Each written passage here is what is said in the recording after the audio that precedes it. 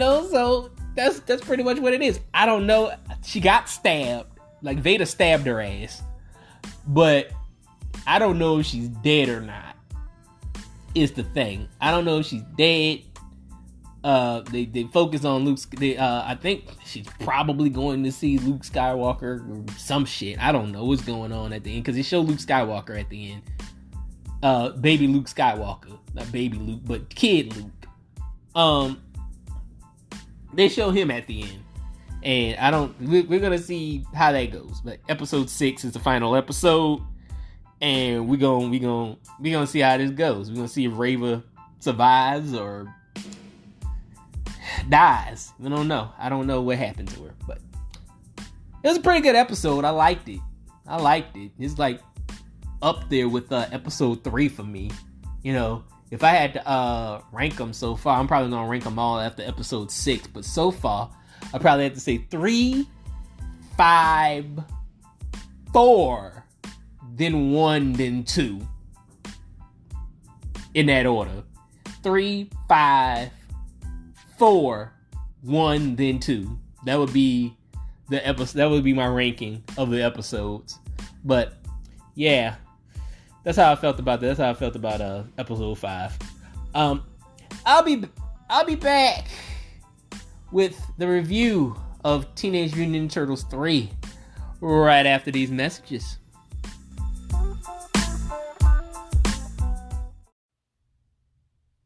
Today's episode is brought to you by Sound. Sound is on a mission to find the sweet and unsweetened. They combine bright bubbles with bold botanicals to create a sparkling water unlike the others. They're on a mission to make sparkling drinks that taste fantastic and give you peace of mind. Their secret? Tea? Yes. Sugar? Never. As for artificial flavors, do you even have to ask? Sound makes unsweetened, organic sparkling waters made with tea and botanicals. All ingredients are certified organic extracts, and the drinks are completely unsweetened.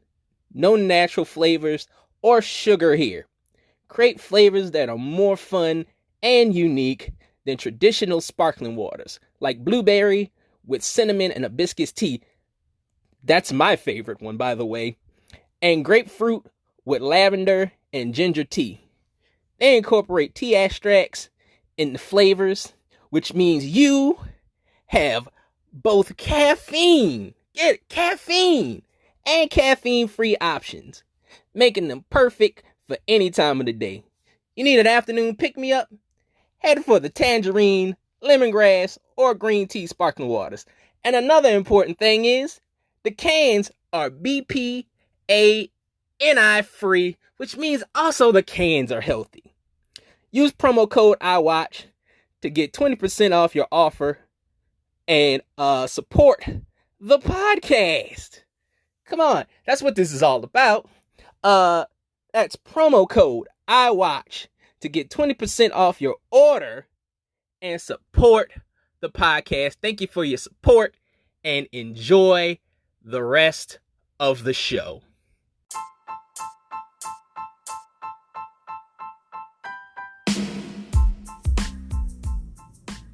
Alright guys, welcome back to the show. Teenage Mutant Ninja Turtles 3 from 1993.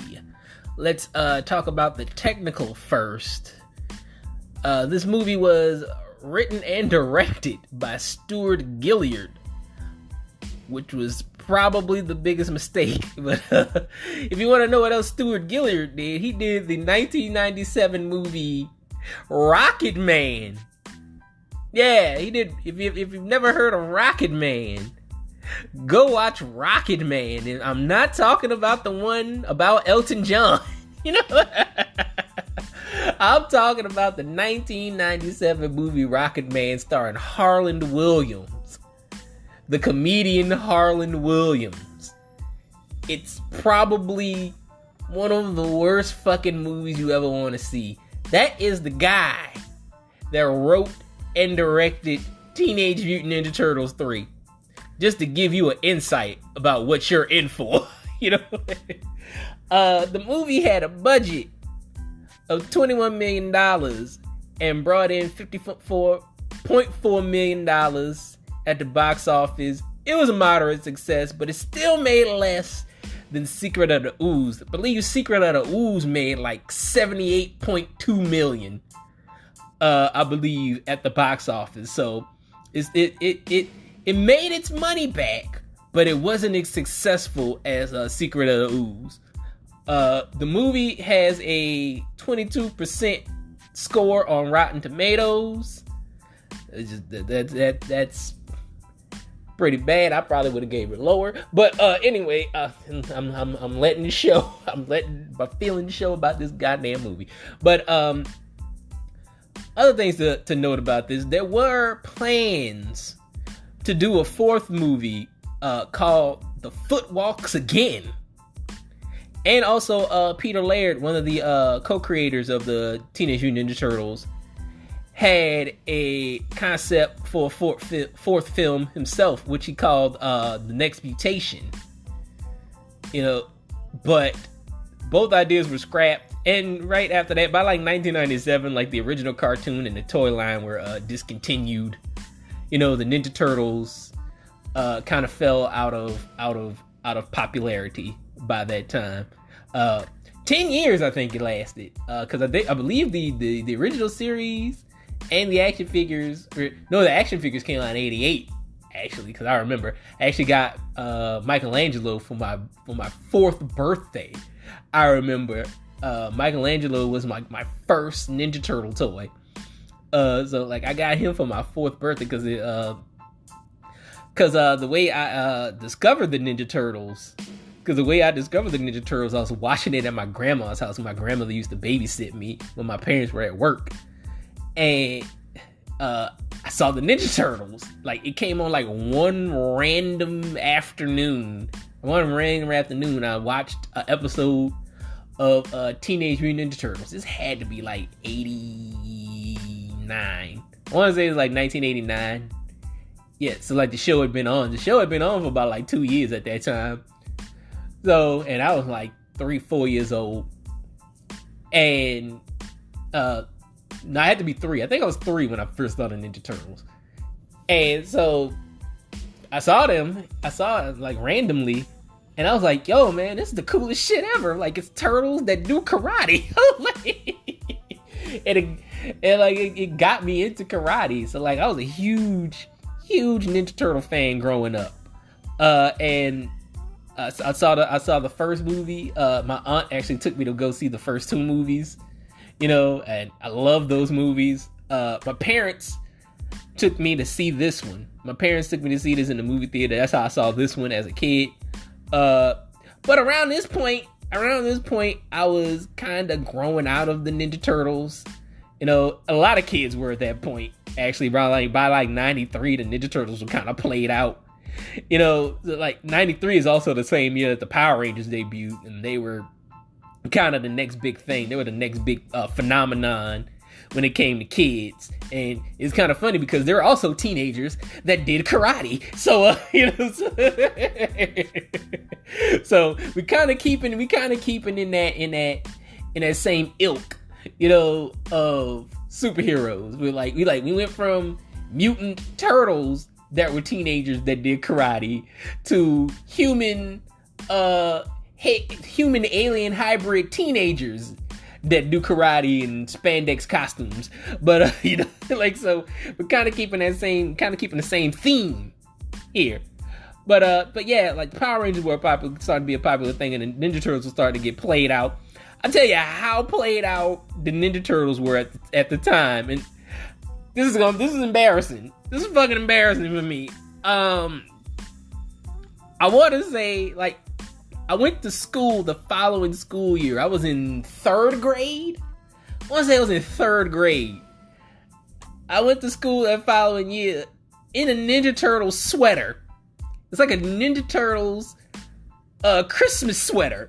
It was green. Like I think my mom bought it for me. My mom bought me a Ninja Turtles Christmas sweater because I guess she thought I still liked the Ninja Turtles. So she was like, she bought me a Ninja Turtle sweater. It was a Christmas sweater. It was green. It had like turtle shells on it. I think it had like the belt around it, and it said Teenage Mutant Ninja Turtles at the top, and it had Raphael on the side. He was like doing like, he was like in like a jumping pose with the size.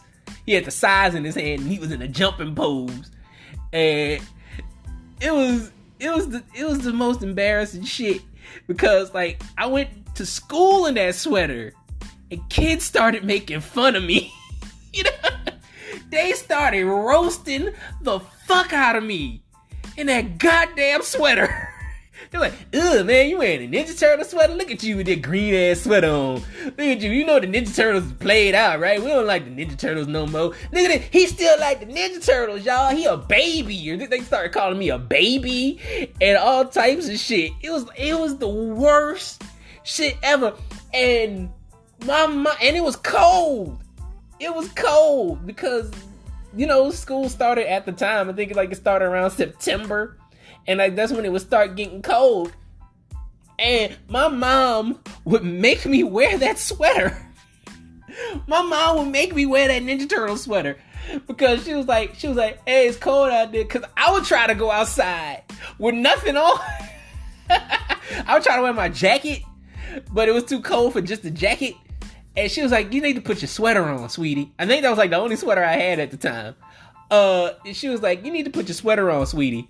And I was like, I don't want to wear that sweater. And I was like, I think I told her, I was like, kids are making fun of me for wearing that sweater. And she was like, well, forget them, man. She was like pretty much forget them, you know, you'll get over it. And I had to put the goddamn sweater on and get roasted all goddamn winter, you know. I couldn't wait for spring to come and take that goddamn sweater off, you know. Couldn't wait for spring. I was like, yeah, it's spring. I don't want to wear this fucking sweater anymore. Yeah, I even took a Christmas picture in that sweater. There's a Christmas picture of me in that goddamn sweater. I'm sure my dad has. My dad has all my photos as a kid. Like he took them in the divorce.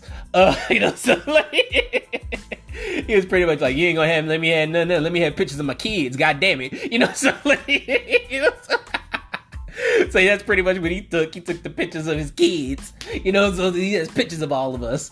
And you know, so but like I'm pretty sure he has that picture of me in the goddamn Ninja Turtle sweater. You know, I'm sitting on Santa Claus's lap. I'm like 8 years old. I just turned 8, and because my birthday is pretty late. My birthday's in December, and I'm sitting in Santa Claus's lap with that goddamn sweater on. It's embarrassing. It's so fucking embarrassing. I don't know, maybe I'll put that shit up on like my social media, maybe put it up on the fan page. So you guys can see me in the Ninja Turtle sweater. I gotta call my dad to see if he could like maybe send me the photo and I could take a picture of it, or he could send a picture of it and I could just put it up online, you know. So it's the funniest shit now. It's funny now for me as an adult, but I went through hell that half of that school year, pretty much that whole school year, because of that goddamn Ninja Turtle sweater. Fucking hated that sweater. It was embarrassing as fuck. But anyway, I remember seeing this movie and thinking it was just okay. Let's talk about the movie. Like, the movie starts off in Japan in 1603 because, you know, it's a time travel movie. It's best to show what time period the turtles are going to. You know, it's good to show that. The first thing I wanted to point out, and I'm laughing.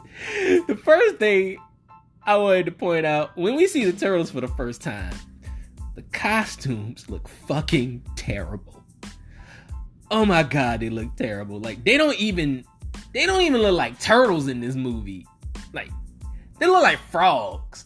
They look like, remember those frogs that they used to hang out with on the cartoon? what they call it, like the punk frogs.